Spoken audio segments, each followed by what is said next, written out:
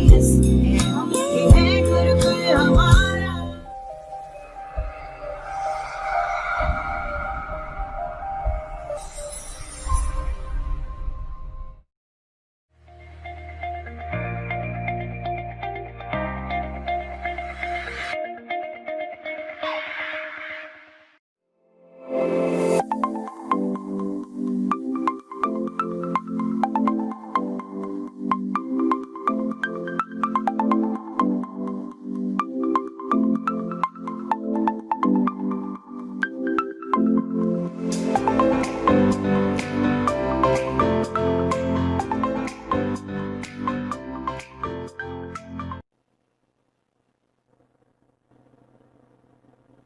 Hello students, I am Priyanjali Mukherjee, Assistant Professor of Electrical Engineering Department of Narula Institute of Technology. In today's video lecture, we will discuss on the polar plot. In today's video, we will specifically discuss on what is the frequency response, the polar plot, how to state the polar plot and examples. So, first we need to learn what is the frequency analysis or frequency response. Previous video we have started with the time domain analysis, but in time domain analysis we have used the standard input signals such as impulse, step, ramp, and those standard input signals were used to study the performance of the control system. But using the different input signals, the extraction of the transfer function is very laborious process. So here we will discuss on the frequency response, and in frequency response or the frequency analysis, it is much easier to obtain the transfer function. The frequency response of a system is the response of the system for sinusoidal input signals of various frequencies. Now we know that sinusoidal input signal is represented by R of t, and mathematically it is A sin omega t, where the A represents the amplitude or the magnitude of the signal and omega is the frequency of oscillation. Now, if the RT in time domain is represented by A sin omega t, then in frequency domain, after taking the Laplace transform of this RT, we are getting the RS. RS is nothing but the Laplace transform of RT, and it is equal to A into omega by S square plus omega square. So, the frequency response has some advantages on the time response. So, in frequency response, the design parameter adjustment of the closed loop system for specified closed loop performance can be carried out easily in frequency domain rather than in the time domain. Whereas in time domain, the effect of noise disturbance cannot be easily visualized, which is very much clearly visualized in this frequency response. As well as there is a correlation between the time and frequency domain performance of a linear system that can easily be predicted using the frequency domain specifications also. And the most important is the frequency response is not limited to the lower order system. That means in case of the higher order systems, we can easily apply the frequency response analysis.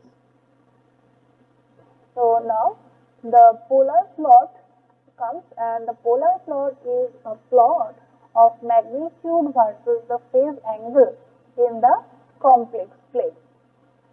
That is the locus of the magnitude traced by the phasor by varying the frequency omega from 0 to infinite.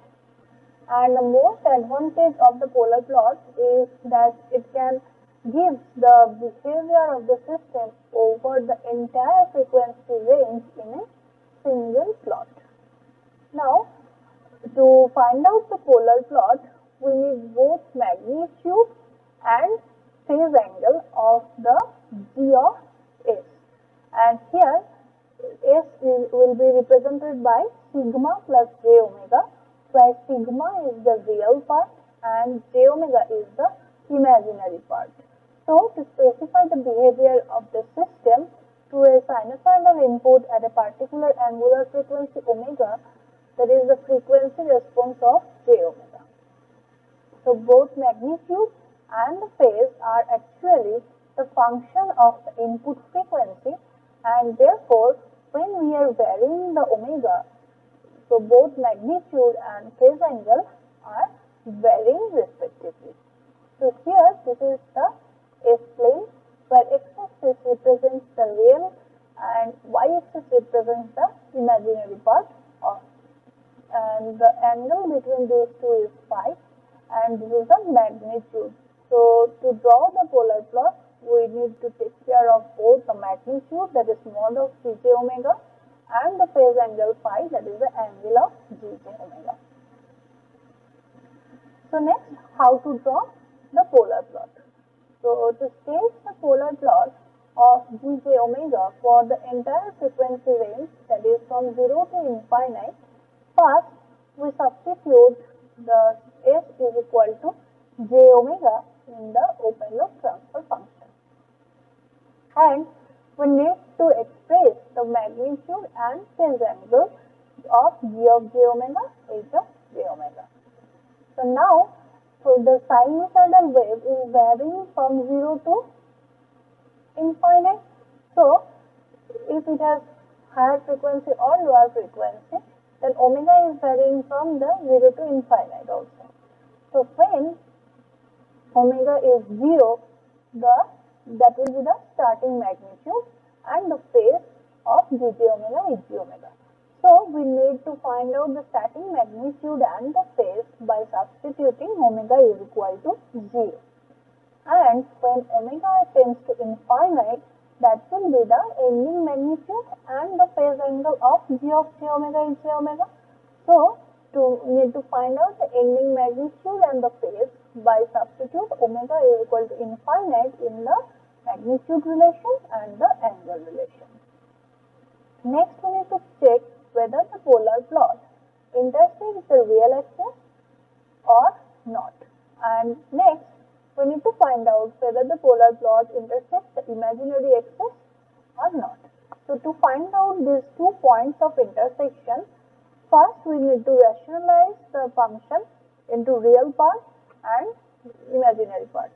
By dividing these two real part and imaginary part, when we are going to find out the point of intersection with real axis, then we need to make the imaginary term of Cj omega, Hg omega equal to 0. So, after getting that, the imaginary term equal to 0, we can find out the value of omega, and from that we can find out the point of intersection with the real axis.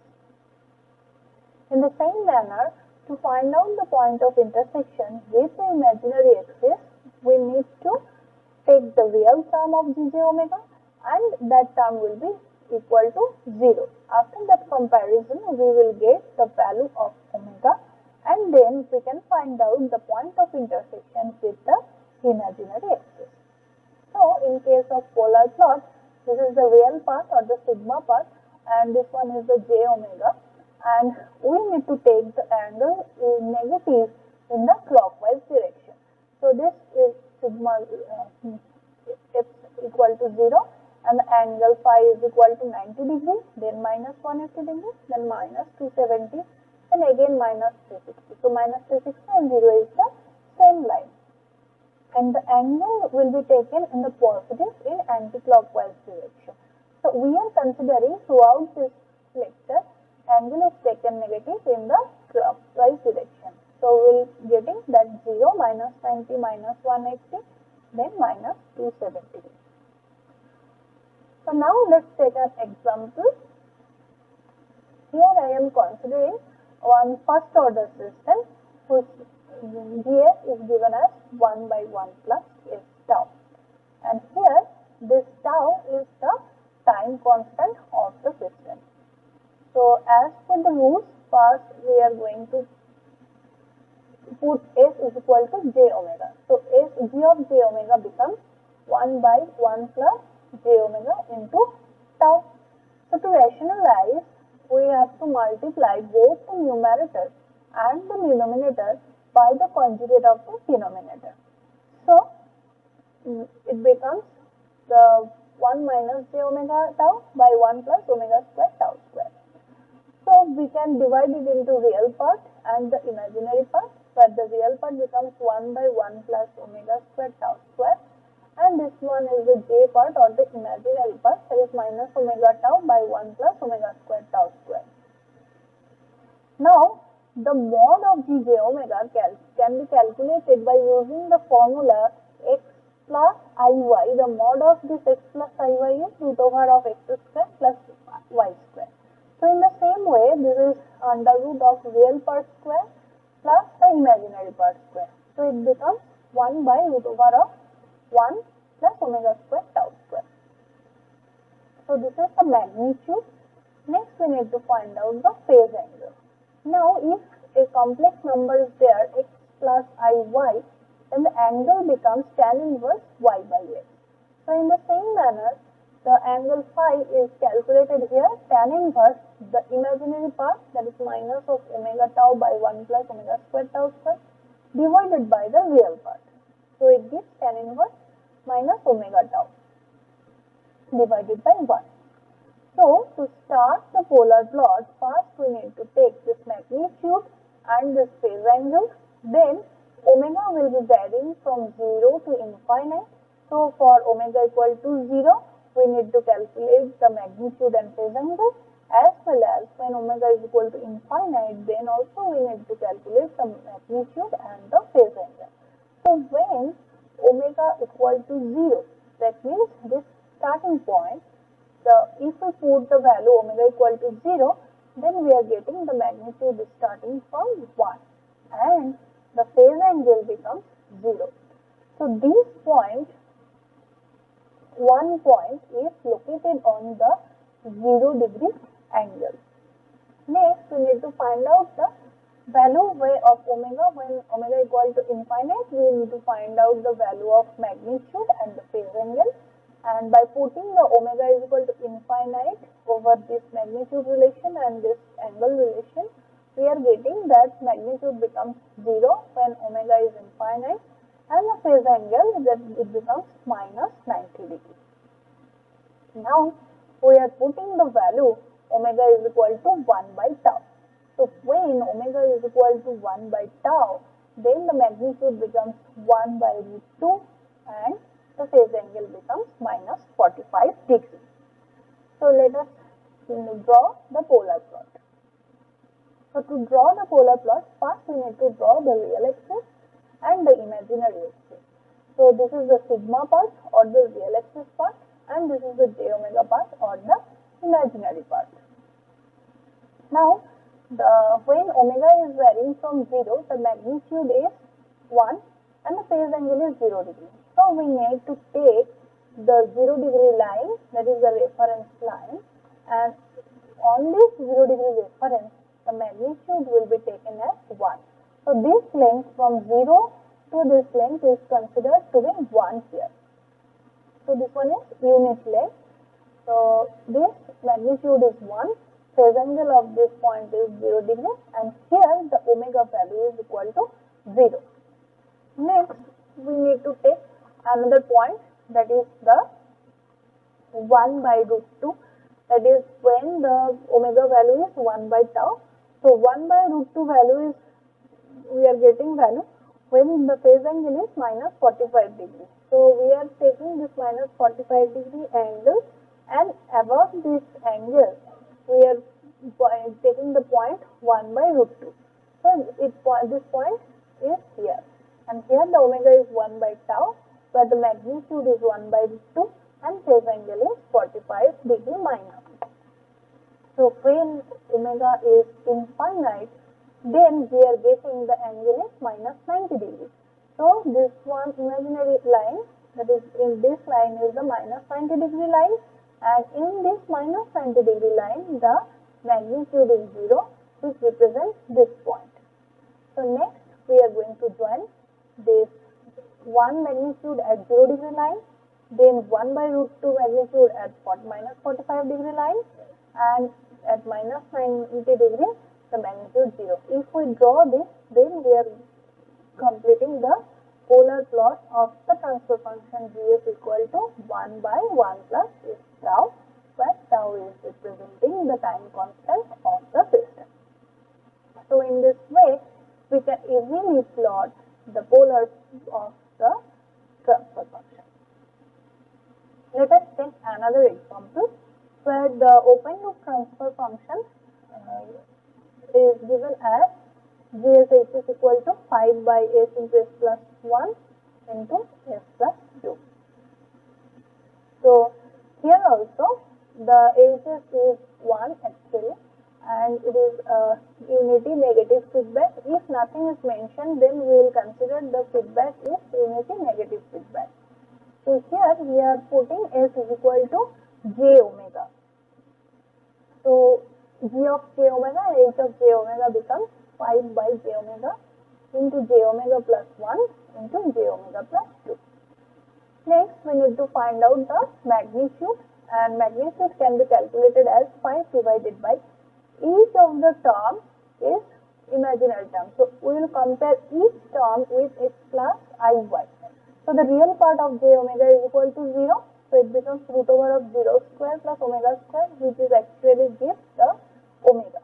So that's why for j omega, the magnitude is omega here. For this term, it will be root over of real part square, that is 1 square, that becomes 1 plus omega square. So it is root over of omega square plus 1. For the next term, the real part is 2, so root over of 4 square plus omega square. So that is written as root over of omega square plus 4. Next we need to find out the phase angle of the open loop transfer function, that is angle of Vj omega Hj omega. So now for the angle, this is the 0 plus j omega. So if we consider x plus iy, then the angle becomes tan inverse y by x.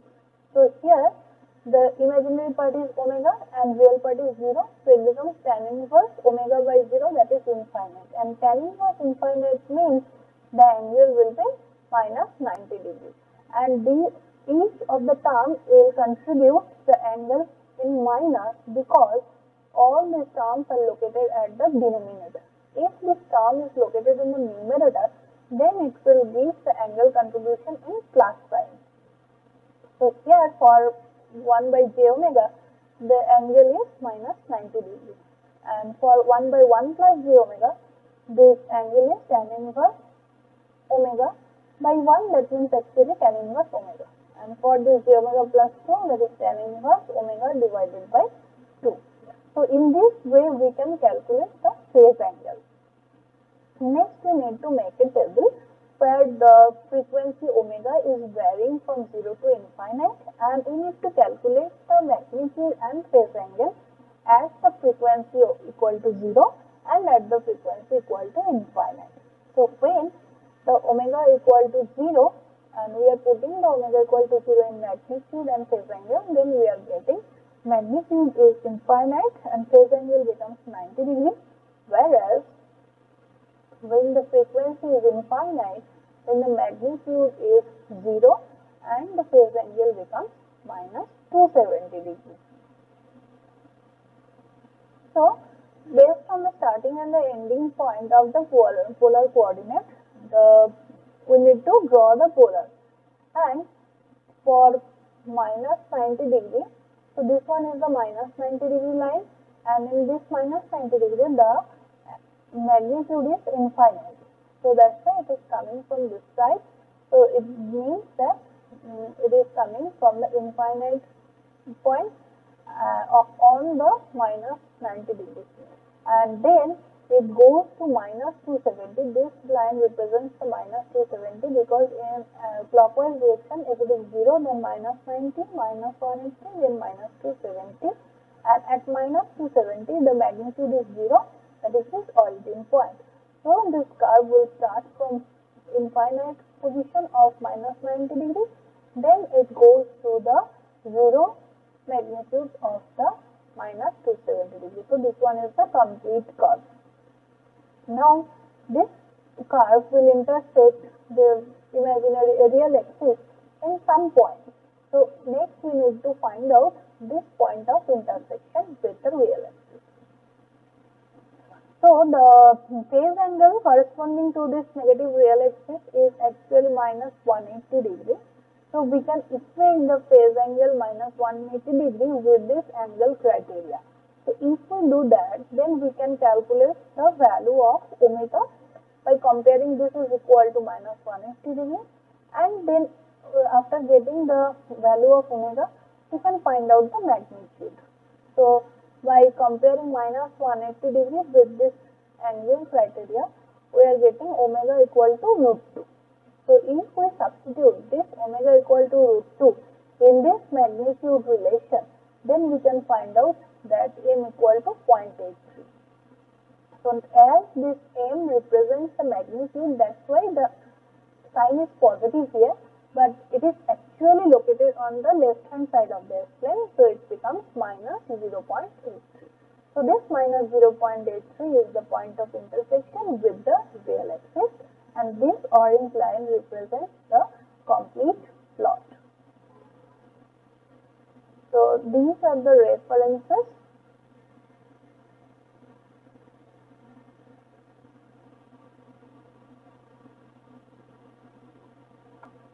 Thank you. Hope after this video lecture you have a clear idea about today's topic. Now we will go through some questions answer session in the context of this video lecture. Now you are requested to go through gradually and try to solve the MCQ questions by your own. Answers are also attached at the end of each question.